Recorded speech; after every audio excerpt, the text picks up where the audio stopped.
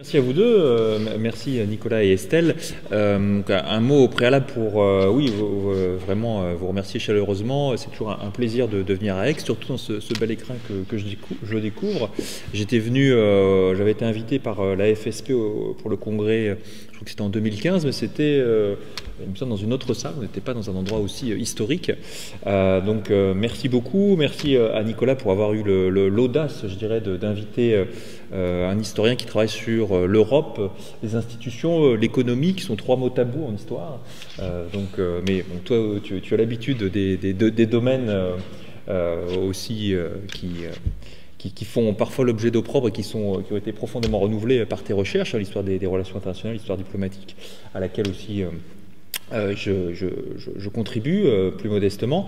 Donc c'est très important pour moi d'être là aussi, invité par les deux laboratoires et en particulier par un historien. Et puis merci à Estelle et au laboratoire 10. Donc avec Estelle, on s'était rencontrés dans le cadre du GIS Eurolab, une structure donc interdisciplinaire qui rassemble une quarantaine d'établissements en France, dont Aix-Marseille Université et Sciences Po Marseille, et qui vise donc à encourager les rencontres interdisciplinaires autour des études sur l'Union européenne, sur la construction européenne en général. Et donc je remercie aussi Aix d'accueillir l'un des premiers séminaires itinérants le 25 mai dans le cadre du GIS Eurolab. Et ces aspects institutionnels rejoignent complètement effectivement le livre que je présente, Europe contre Europe, puisque c'est un livre sur l'histoire de la construction européenne de 1945 à nos jours, où j'expose mes propres recherches, mais je le conçois aussi comme une synthèse de recherches de nombreux historiens, mais aussi de politologues, de sociologues et de juristes, sur cet objet, l'histoire de la construction européenne, donc de 1945 à nos jours. Donc ça s'arrête en 2021 avec le Covid. Le livre ne traite pas de la guerre en Ukraine, même si j'évoque l'Ukraine à un moment. Mais voilà, c'est l'objet du livre, et donc je suis très content d'être dans un espace interdisciplinaire, justement pour en tirer toutes les ficelles et aussi peut-être enrichir mes perspectives. Donc le livre à la base, je dis un mot de son origine, ensuite j'évoquerai son approche, sa méthode que tu as évoquée, Estelle, et puis ensuite ses conclusions autour du triptyque, donc le titre Europe contre Europe, et complété d'un sous-titre entre liberté, solidarité et puissance. Donc je verrai ces trois dimensions, liberté, solidarité et puissance. Alors pourquoi l'ouvrage? Donc c'est un ouvrage tout simplement sur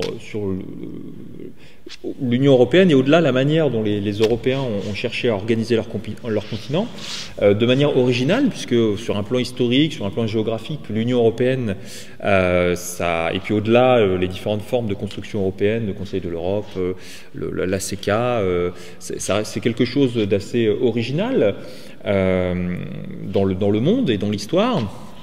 Alors tout est toujours unique, mais le fait est que l'Union européenne est quand même une structure assez paradoxale, puisque finalement on est dans un continent de vieux États-nations, de grandes puissances quand même, en tout cas de moyennes puissances, et ces États paradoxalement ont choisi de réorganiser leurs relations entre États, entre peuples, à travers cette Union européenne qu'on aime ou qu'on déteste, ou envers laquelle on s'interroge en tout cas, mais en tout cas dont on ne peut pas nier qu'elle est très originale et qu'elle a des pouvoirs considérables. Donc l'idée, c'était de revenir sur la genèse de cette Union européenne, de comprendre aussi ces crises, puisqu'on parle beaucoup de crises, notamment depuis 2005, et même avant, à travers donc une méthode historique, puisque moi je suis un historien comme Nicolas, donc l'idée...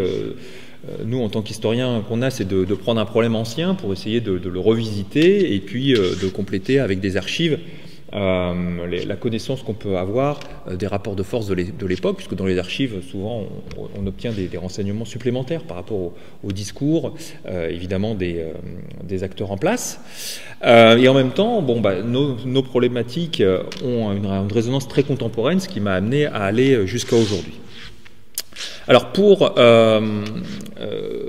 Donc, traiter ce sujet, moi je suis un historien des relations internationales comme Nicolas à la base, et puis ensuite des politiques économiques aussi. Quand j'étais postdoctorant à Florence, là j'ai participé à un séminaire sur les politiques économiques comparées. J'en parlais hier, d'ailleurs j'ai oublié aussi de remercier les historiens de l'université, puisque hier je suis intervenu dans le Master Affaires européennes d'Aix-Marseille Université, de Mauve Carbonel.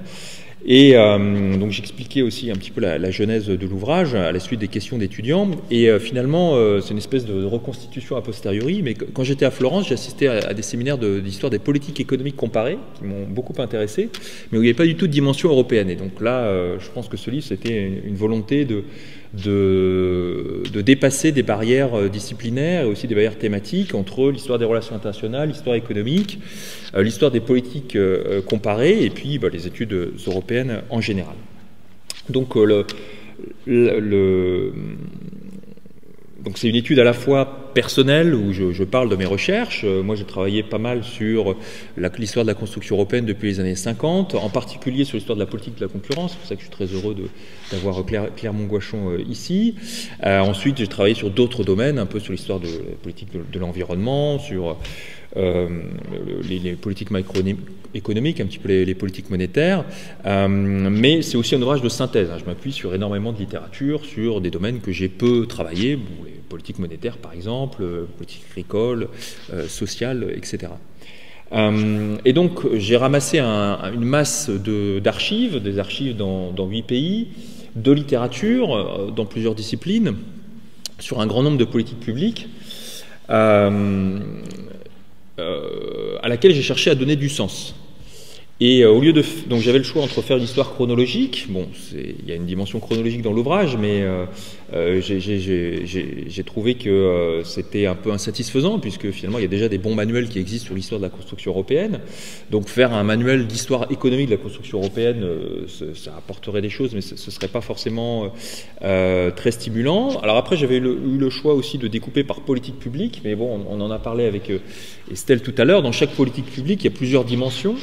Et donc, c'est pour ça que j'ai préféré adopter une optique, je dirais, idéale typique, en reconstituant de manière un peu artificielle 3 modèles.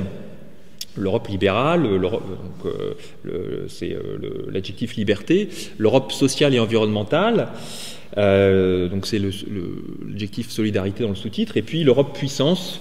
Alors puissance où parfois elle est dénommée sous le terme d'Europe néo-mercantiliste par les spécialistes de la politique économique.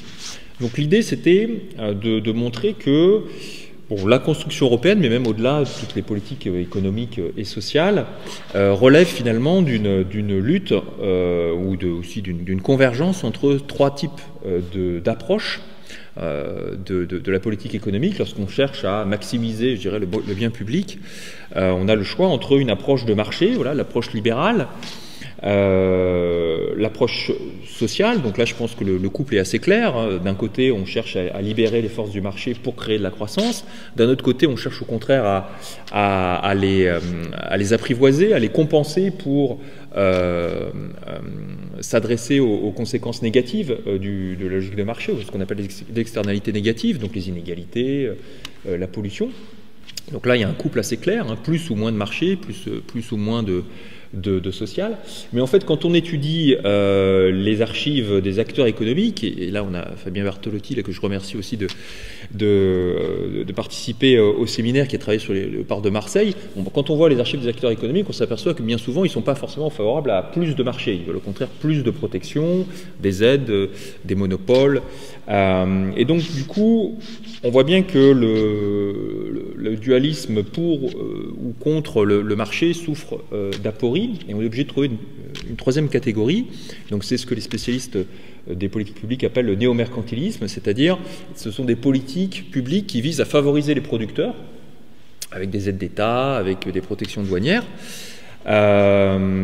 sans forcément avoir une politique de marché, puisque justement il faut au contraire les protéger de la concurrence, ni sans forcément avoir une politique sociale. Alors bon, l'idée c'est toujours que ça permet de préserver des emplois, mais bon, des fois quand on voit la masse des aides qui sont consacrées et le nombre d'emplois à protéger, on peut s'interroger sur finalement l'optique sociale.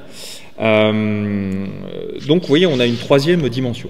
Et cette trilogie, elle m'a semblé assez féconde aussi parce qu'elle a des ramifications politiques. Donc moi, j'apporte un petit peu ma valeur ajoutée avec l'angle économique, mais je suis à l'origine un historien du politique. Enfin, je dissocie pas les deux sphères. Hein. Je reconnais qu'elles ont une indépendance, mais sans les dissocier.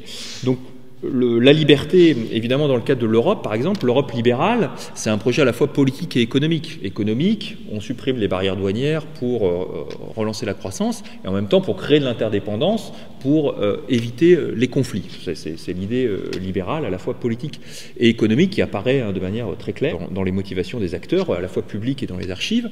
L'idée, voilà, l'Europe solidaire. Alors je classe dedans l'Europe environnementale. Mais ça ne veut pas dire que l'Europe environnementale ne relève que de cette dynamique, mais disons que je mets là-dedans toutes les politiques qui visent vraiment à corriger les conséquences négatives du marché. Et donc là aussi, ça a des prolongements politiques. Hein. Donc là, en termes de politique internationale, ce serait sur les problématiques de redistribution internationale. On le voit en ce moment avec les discussions autour de la COP27, par exemple, les fameux 100 milliards qu'il faudrait trouver pour faciliter la transition énergétique au Sud. Et puis la dynamique de puissance, là on est dans des relations internationales plus classiques, sous forme de jeu à somme nulle, c'est-à-dire ce que je gagne, c'est ce que tu perds, et on n'a pas de dimension, on a moins de dimension collaborative. Alors que pour les libéraux, l'ouverture des marchés, ça va faire gagner tout le monde, et pour ceux qui défendent une approche sociale et environnementale, des normes plus sévères sont au bénéfice de tous. Alors que pour ceux qui sont partisans d'une politique de puissance, d'une politique néo-mercantiliste, il y a plus cette idée de jeu à somme nulle, de promotion d'une communauté nationale aux dépens d'une autre. Voilà, donc là j'étudie ces trois optiques. Donc les deux premières sont assez faciles à voir. La troisième est rarement revendiquée, sauf dans des discours autour de la politique industrielle. Qui sont récurrents, même s'ils n'ont pas forcément été beaucoup appliqués. Voilà, donc ça c'est mon cadre un petit peu théorique que j'expose dans le premier chapitre et que voilà, je ne suis pas le premier à avoir utilisé, mais disons peut-être que je suis le premier à l'avoir appliqué à la construction européenne, donc depuis 1945.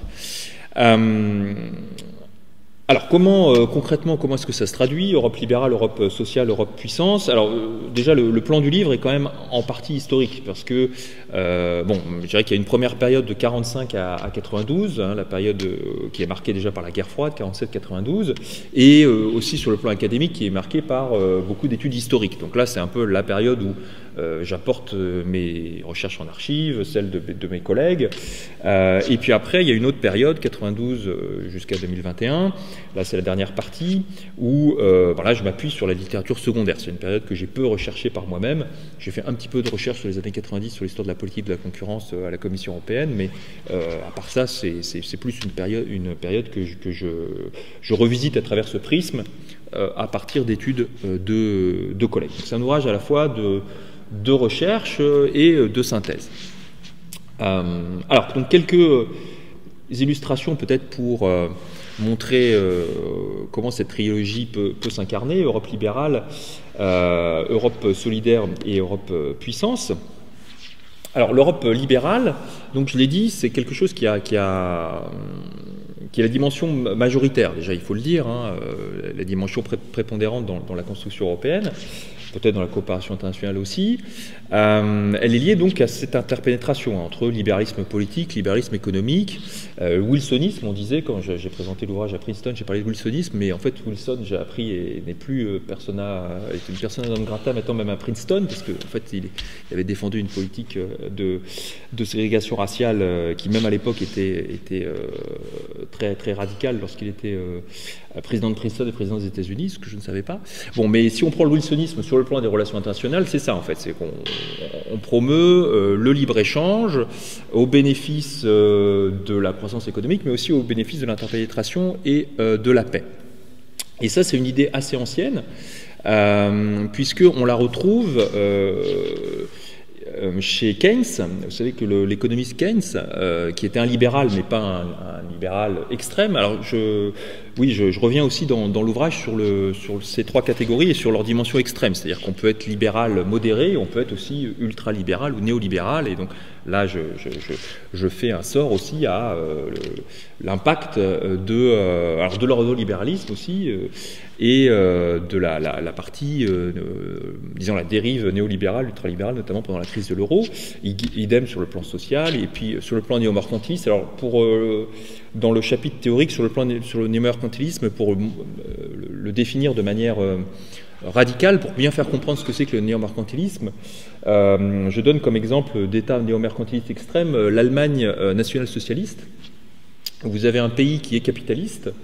La propriété privée était respectée, hein, sauf si vous étiez un opposant au régime, mais toutes les ressources étaient guidées, étaient orientées vers la promotion de la communauté nationale, donc singulièrement vers les ressources d'armement. Donc la production industrielle était organisée en fonction de ça, la production des biens de consommation aussi, à part les radios, était réduite pour favoriser l'effort d'armement. Donc, oui. Et puis évidemment, c'était une politique autarcique, protectionniste. Vous voyez, ça c'est un petit peu l'état néo-mercantiliste extrême. Donc vous voyez, dans toutes ces catégories, il y a des définitions extrêmes. Alors, l'Europe libérale, donc, c'est celle qui a été la plus réussie, la plus importante.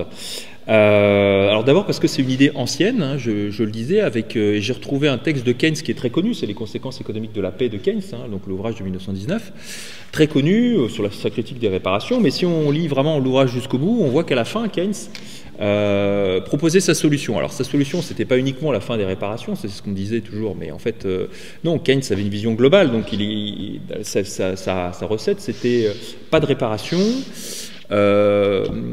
annulation des dettes interalliées, puisque évidemment les Français et les Britanniques voulaient des réparations pour payer leurs dettes aux Américains. Union libre-échangiste en Europe. Pourquoi? Parce qu'en 1919, beaucoup de nouveaux États sont créés. Les grands empires centraux sont remplacés par plein d'États moyens ou petits. Et donc ça crée des entraves au commerce.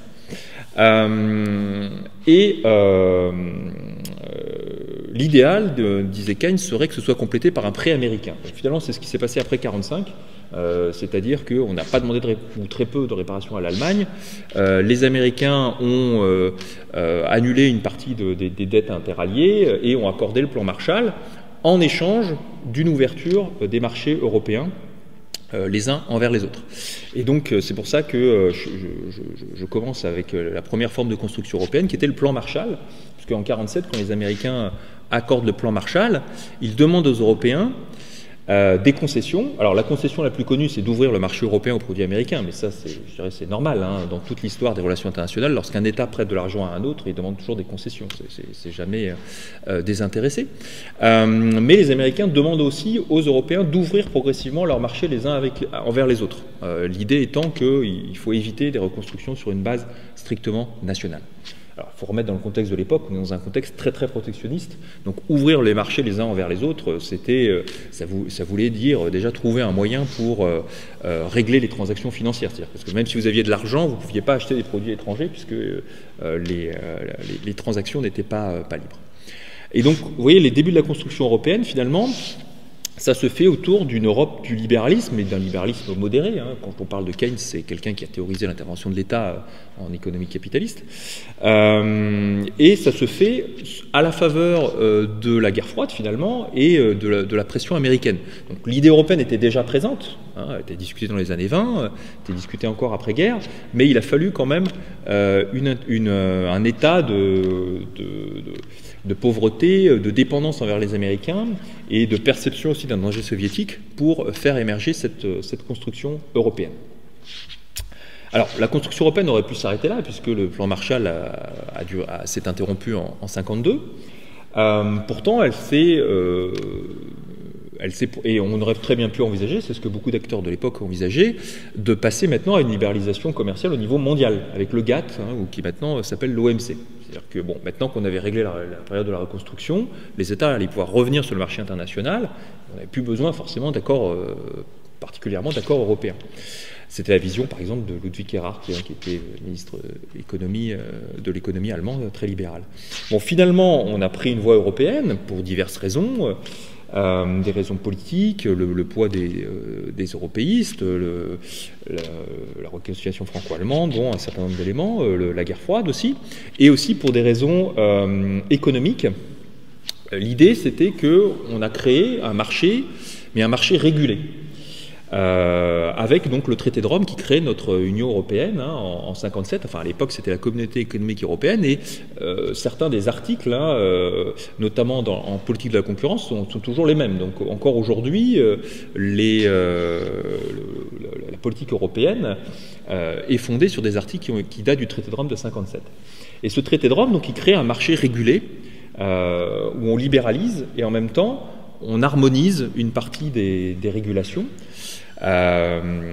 Et ça, c'est très important, donc, notamment sur le plan institutionnel, puisque ça nécessite la formation de structures, si ce n'est fédérales, du moins, en tout cas, en partie supranationale et fédérale, au moins dans un domaine très limité du commerce au préalable. Donc, c'est ça la nouveauté, finalement, du traité de Rome, enfin, du traité CK avant, mais vraiment le traité de Rome au niveau international. C'est l'Europe libérale, avec une régulation demandée par tous d'ailleurs, parce que pour les pays protectionnistes comme la France, la régulation, ça permettait d'avoir des garde-fous, ça permettait de se prémunir contre une concurrence trop forte. Et puis pour les pays les plus libre-échangistes, la régulation, ça permettait d'éviter au contraire que les pays protectionnistes ne pratiquent une politique néo-mercantiliste trop agressive.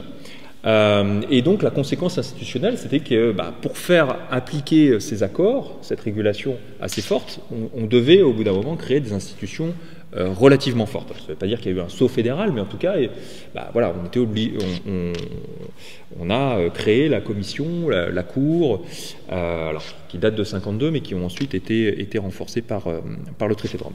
Donc ça, c'est le libéralisme, l'Europe du libéralisme régulé, après, qui a continué avec marché commun, marché unique donc en 85, où là on harmonise les obstacles non douaniers aux échanges. Bon, ça c'est voilà, c'est une histoire qui est plus connue, même s'il y a eu des travaux historiques aussi nouveaux là-dessus. Et puis ensuite l'union monétaire avec l'euro.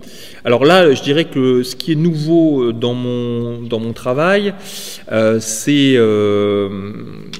bon, à la fois de revenir sur l'archéologie, sur les débats du plan Marshall 47-48, qui s'inscrivent dans la même ligne, même si, encore une fois, il ne faut pas non plus penser que ce soit une histoire naturelle et univoque, puisque à chaque moment, je reviens aussi sur les alternatives, c'est-à-dire qu'on a choisi la voie européenne parmi d'autres. Donc en 1957, traité de Rome, alors qu'on aurait pu passer par le GATT. Aussi au début des années 80, là, dans les archives britanniques, on voit bien que Thatcher veut relancer la libéralisation commerciale au niveau mondial. Bon, au début des années 80. Bon, ça ne fonctionne pas. Il y a une réunion du GATT en 82 qui est assez décevante de son point de vue. Donc, elle demande des pistes de relance à son administration qui lui conseille de passer, enfin, parmi les différentes pistes, il y a la possibilité de passer par la CE. Et donc, c'est comme ça qu'après, Thatcher soutient le programme du marché unique. Mais, vous voyez, ce n'était pas forcément quelque chose qui s'inscrivait naturellement, évidemment, dans ces problématiques.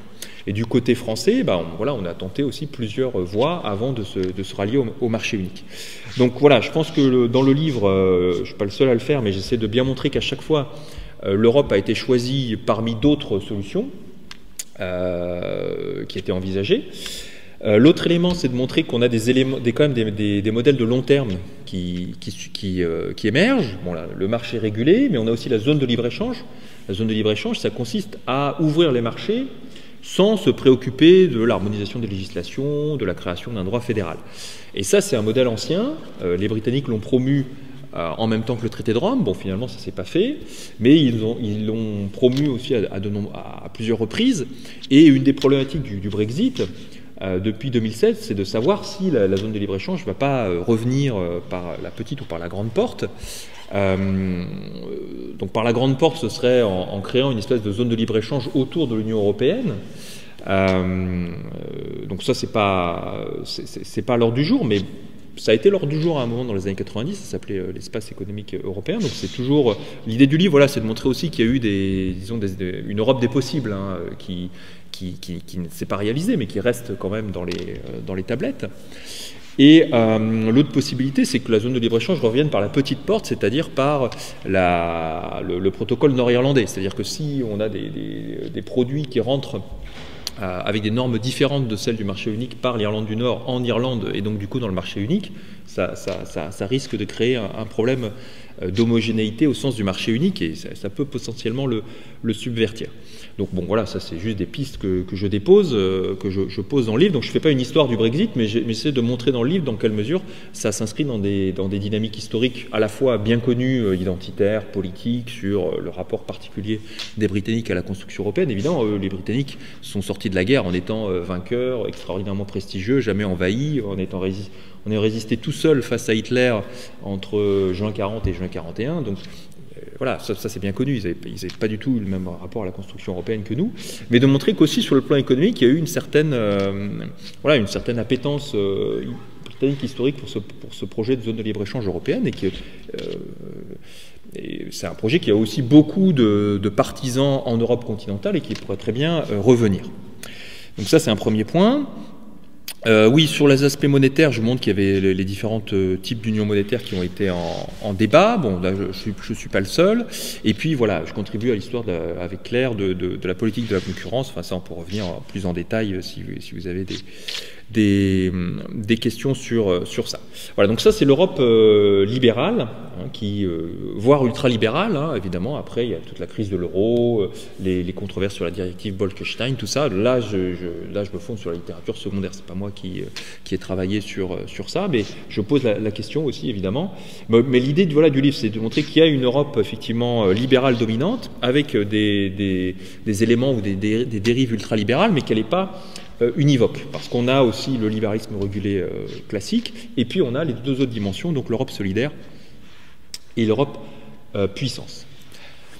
Alors l'Europe solidaire, bon, c'est une dimension complémentaire, c'est-à-dire que la dimension principale, ça reste la dimension de l'Europe libérale, pour toutes les raisons que j'ai mentionnées, parce que c'était le projet qui pouvait rassembler le plus de monde. Je vous l'ai dit, même Keynes, hein, donc, qui n'était pas un ultralibéral. Et puis, ça nécessitait des délégations de souveraineté aussi, je pense, limitées à ce qu'on appelle ce que Majonnet a appelé l'État régulateur. Bon. Pour faire une Europe solidaire, pour faire une Europe puissance, au contraire, il faut mettre en commun des budgets et faire des choix discriminants. Donc là, ça suppose déjà une délégation supérieure. Bon, néanmoins, on a quelques éléments d'Europe solidaire et d'Europe puissance. Alors l'Europe solidaire, bon, déjà majoritairement la redistribution se fait au niveau national, hein, donc c'est forcément une dimension subsidiaire, hein, les budgets principaux, retraite, voilà, santé, éducation se font au niveau national. Alors on a quand même un petit peu d'Europe solidaire sous forme de solidarité entre les États. Bon, déjà, le plan Marshall, c'est quand même une forme d'Europe solidaire, même si l'argent venait des États-Unis, un pays plus riche que nous. Alors, certes, c'était une solidarité intéressée. Dans toute la littérature, on a tous des éléments en disant que les Américains étaient intéressés, c'était la guerre froide, c'était ceci, c'était cela. Bah oui, c'est sûr, oui, mais bon, nous, c'est pareil, quand on aide les pays du Sud, hein, on a bien envie qu'ils nous achètent nos produits, et qu'ils nous soutiennent lorsqu'on a des motions à l'ONU. Mais voilà, il y a une dimension de solidarité au sens où, sur le plan macroéconomique, c'est un pays riche qui donne à des pays plus pauvres. Mais le plan Marshall, ça s'interrompt en 1952, sauf pour nous, les Français, parce qu'ils ont continué à financer la guerre en Indochine. Mais bon, je ne sais pas si c'est vraiment de l'Europe solidaire. Alors après, voilà, on a eu une interruption en fait. Hein. L'Europe solidaire était assez absente parce que les États étaient préoccupés de la construction de leurs États-nations, de leurs États-providence, pardon, nationaux. Donc voilà, l'Europe était cantonnée à la régulation commerciale, sauf pour les Italiens qui ont obtenu des éléments en matière de libre circulation des personnes, puisque l'Italie était le seul pays d'émigration dans l'Europe des 6. Donc ils ont obtenu des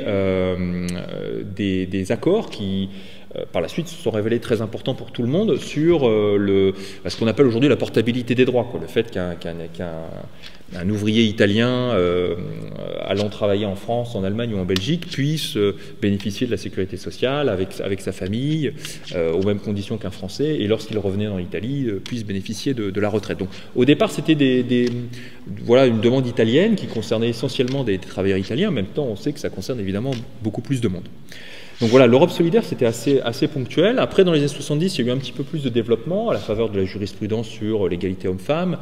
Et puis, de manière un peu aussi, on peut le dire quand même surprenante a posteriori, l'Europe a commencé à jouer un rôle en matière environnementale. Et là, c'est quelque chose aussi qui est intéressant sur un plan historique, parce que, de même qu'en matière de concurrence, on est dans des politiques publiques nouvelles, c'est-à-dire qu'il n'y avait pas vraiment de politique au niveau national, ou peu, et finalement ce qui était l'Union européenne ou la Communauté européenne en profite, en tout cas émerge comme un acteur de régulation important, alors même que voilà, on était sur une feuille vierge quasiment, et que ces compétences auraient très bien pu être exercées soit uniquement au niveau national, soit par d'autres institutions internationales, comme par exemple l'ONU. Qui était très active en matière environnementale dans les années 70. Donc voilà, là on a cette Europe environnementale qui émerge un petit peu, et puis j'en parlais avec des spécialistes comme Estelle à midi. On peut dire que c'est une Europe sociale au sens où elle apporte une plus-value en matière de régulation du capitalisme, parce que même dans des pays comme la France, qui sont censés être à la pointe de la législation environnementale, on a des législations européennes qui sont, dans certains domaines, pas dans tous, plus sévères que les législations nationales. Donc si on considère que c'est un progrès, ces législations environnementales plus strictes, je ne dis pas dans tous les domaines, mais en tout cas dans certains domaines, eh bien, force est de constater donc on a une dynamique d'européanisation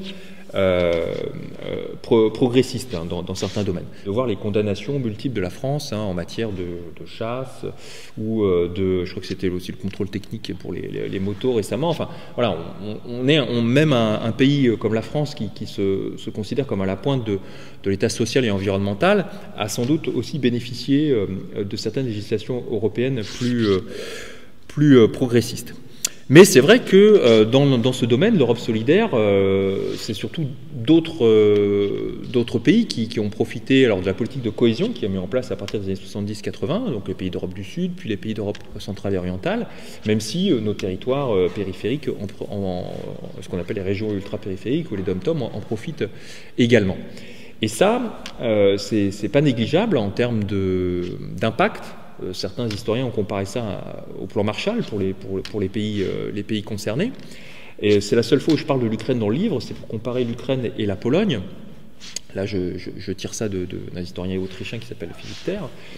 J'ai réactualisé les chiffres. En fait, si on compare le PIB par habitant polonais et ukrainien, en 89, les deux niveaux de vie sont relativement proches. Je crois que les Polonais étaient 10-15% plus riches.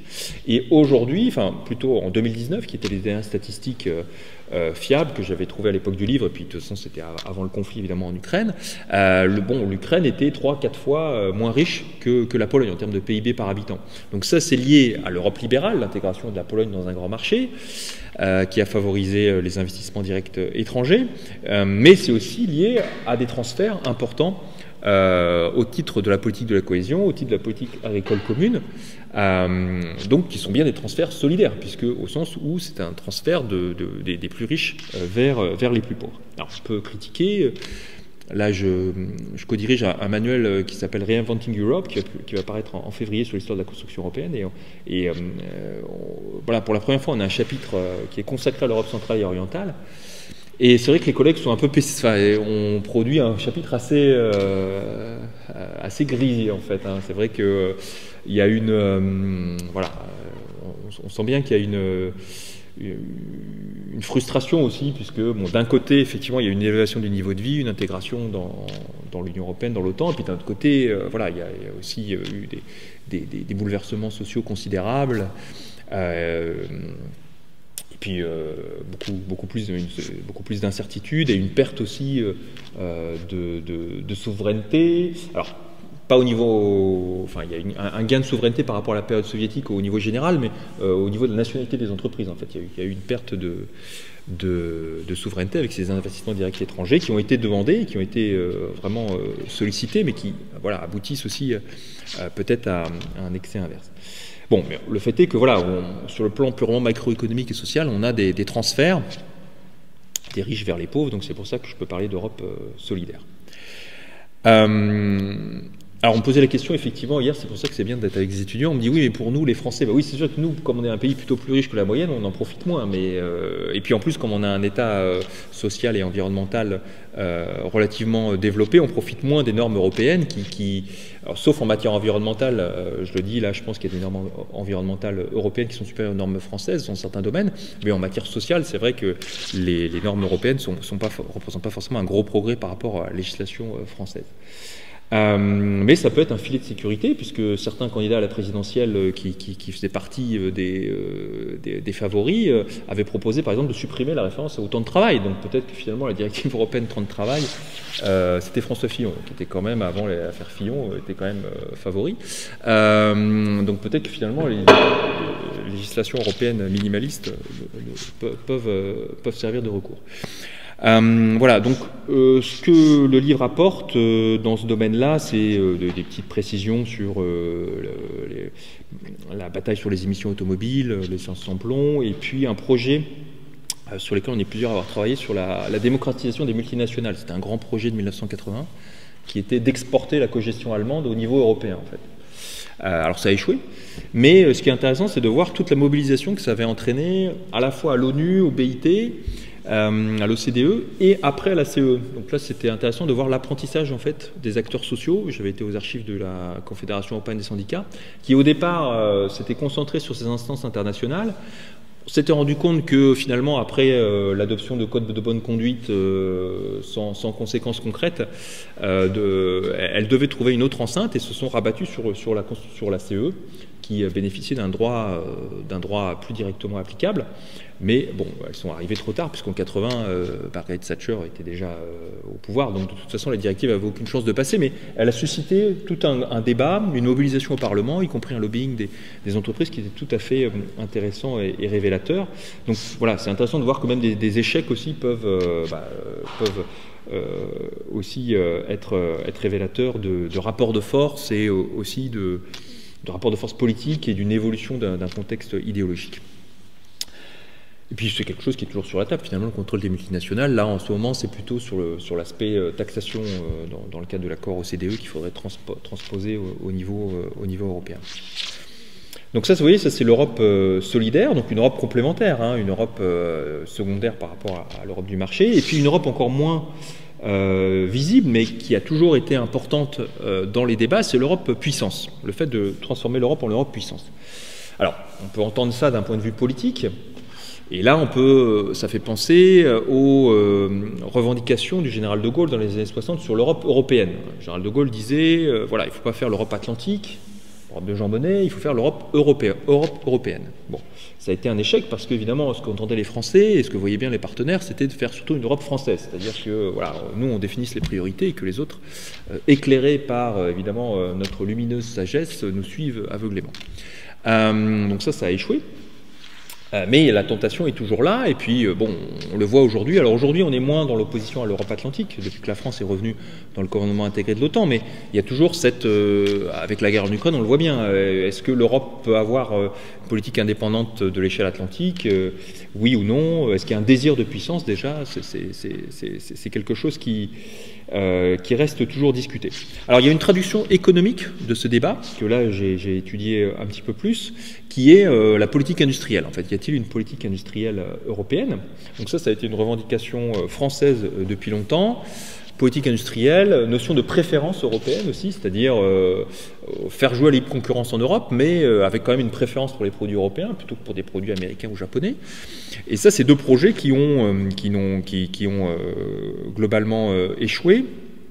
Même si on a eu quand même des politiques industrielles européennes, mais plutôt dans les années 70-80 en fait. Là, Donc, je pourrais revenir dessus si ça vous intéresse, mais c'est plus historique, c'est sur l'acier, un peu le textile. Donc voilà, à des moments de crise, quand même, il y a eu des tentatives de coordination européenne, minimaliste, sauf dans l'acier, où là, on a vraiment une politique européenne avec fixation de quotas pendant quelques années, entre 80 et 84. Mais globalement, bon, il n'y a pas eu de politique européenne industrielle suivie. Le succès, si vous voulez, une manifestation de cette Europe puissance en matière économique, c'est Airbus. Parce que Airbus, c'est une politique néo-mercantiliste, donc, parce que c'est une entreprise qui a été subventionnée pendant plusieurs décennies, qui a bénéficié d'achats prioritaires des pays qui l'ont financé. Même si voilà, le Lufthansa a été critiqué parce qu'elle a acheté aussi américain, mais disons qu'il y a eu une volonté politique de favoriser la prospérité d'un secteur stratégique en France. Alors en Grande-Bretagne, puisque Airbus aussi a été fondé par les Britanniques, même s'ils sont partis à un moment, ils sont revenus, et aussi par l'Allemagne. Et donc là, ça c'est peut-être ce qui est nouveau que je montre dans le livre, c'est pas mes recherches, c'est celle de Ralph Arends qui a montré dans les archives allemandes que même en Allemagne, il y avait une volonté aussi stratégique de soutenir Airbus, pas simplement au nom de l'Europe, au nom de l'amitié franco-allemande, comme une espèce de concession à la France, mais aussi pour favoriser la renaissance de l'industrie aéronautique allemande, puisque de 45 à 55, l'Allemagne n'avait pas le droit de construire d'avions. Donc c'est un projet, vous voyez, vraiment de puissance, avec une logique économique, puisqu'ensuite Airbus a été bénéficiaire, mais assez longtemps après ses débuts. Mais vous voyez qu'Airbus, c'est aussi intéressant pour montrer les limites de l'Europe puissance, parce que bon, déjà Airbus, c'est pas un projet de l'Union européenne, hein, c'est un projet intergouvernemental, et d'autre part, c'est un projet dont les aspects industriels montrent qu'il peut difficilement être reproduit facilement, européanisé. Donc on discutait avec Nicolas des coopérations en matière d'armement ce midi. Voilà, dans ce type de coopération européenne règne le principe du juste retour. Le juste retour, chaque État qui contribue veut avoir un retour en matière d'emploi, en matière de retombées économiques. Comment faire? En éclatant le processus de production. Donc voilà, les Airbus sont construits entre la France, la Grande-Bretagne et l'Allemagne. Quelques pièces sont construites en Espagne aussi, ce qui correspond aux 4 financeurs. Bon, on voit bien qu'on peut difficilement reproduire ce processus à 27 ou 28 pays et donc éclater le processus de production en 27 ou 28 pays. Alors une solution, c'est une solution fédéraliste qui avait été proposée en 67 par Jean-Jacques Servan-Schreiber, qui était un publiciste, un journaliste français. Ça aurait été de fédéraliser tous les grands projets industriels, en fait, toutes les grandes coopérations industrielles. Donc, et ensuite, le juste retour aurait été possible à une échelle globale, par un partage, en fait, une espèce de Yalta des productions. Donc on aurait dit, voilà, tel pays, tous les pays participent à tous les programmes, mais tel pays fera les hélicoptères lourds, tel pays fera les hélicoptères légers, tel pays fera les petits avions, tel autre fera les gros avions. Bon, donc évidemment, ça c'est une perspective qui complètement fonctionnelle, en fait, hein, ou fonctionnaliste, qui est séduisante sur le papier, mais qui ne résiste pas à la réalité. Alors cela dit, depuis 2016, j'ai l'impression qu'il y a des linéaments de renforcement de l'Europe puissance, pas tellement sur le plan géopolitique, mais plutôt sur le plan industriel et commercial. Donc depuis 2016, à la faveur, ou je dirais plutôt en réaction à un environnement international plus menaçant sur le plan commercial, notamment le défi protectionniste représenté par le président américain Donald Trump, l'Union européenne, petit à petit, a adopté des instruments commerciaux un petit peu plus protectionnistes, un petit peu plus potentiellement, en tout cas, plus protectionnistes. Il y en a eu encore au début de 2022. Et donc, par exemple, on parlait du mécanisme de compensation carbone qu'en France, on appelait la taxe carbone. Mais bon, la dénomination était considérée comme trop protectionniste, donc ça n'a pas été retenu à Bruxelles. Mais on voyait bien l'association, justement, entre la logique puissance et la logique solidaire, de dire, pour éviter d'avoir un espèce de dumping environnemental, d'importer de l'acier qui aurait été produit avec des normes environnementales inférieures, on va taxer, compenser, je dirais, ces normes environnementales par une taxation aux frontières. Bon. Donc c'est l'idée générale, en tout cas, du mécanisme. Après, à voir comment va-t-il être appliqué. Est-ce qu'on pourra vraiment l'appliquer dans une logique pure, quels sont les mécanismes de contrôle qu'on peut avoir sur les mécanismes de compensation carbone étrangers, je ne sais pas, mais en tout cas, les textes sont adoptés. Ensuite, à voir quelle va être leur application. Et c'est des textes qui, à la base, pour certains de ces textes, l'idée est assez ancienne, mais ils ont été constamment refusés dans les années 90 et 2000 pour leur caractère protectionniste. Par exemple, là, il y a un texte récent sur l'évaluation des aides d'État que pourraient recevoir des entreprises étrangères. Bon, ça, c'est quelque chose que la France a demandé depuis longtemps, en fait, et c'était toujours refusé au motif que c'était protectionniste et de toute façon, c'était impossible à évaluer. Et donc là, je ne sais pas comment le texte va être appliqué, mais en tout cas, des décisions sont en train d'être adoptées sur ces textes. Et on voit que des États comme l'Allemagne, par exemple, ont bougé aussi dans ce domaine. Donc l'Europe puissance, vous voyez, encore une fois, dans chacune de ces trois catégories, il y a une version radicale, voilà, c'est la version d'une politique nationaliste, xénophobe, et puis, bon, en même temps, il y a une version modérée.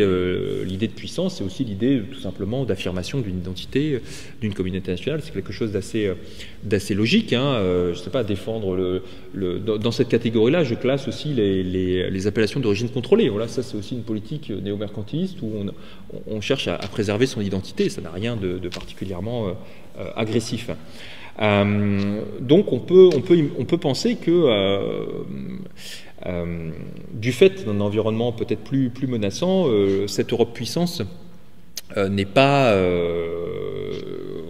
confinée à l'oubli et peut être aussi une ressource, mais encore faut-il et là encore ça revient à des discussions qu'on a eues précédemment, encore faut-il savoir ce qu'on entend par Europe, c'est-à-dire que est-ce que ce sera une Europe puissance ou une coopération intergouvernementale plus affirmée ou une coopération atlantique plus affirmée, ça c'est la question qui reste posée, plus encore.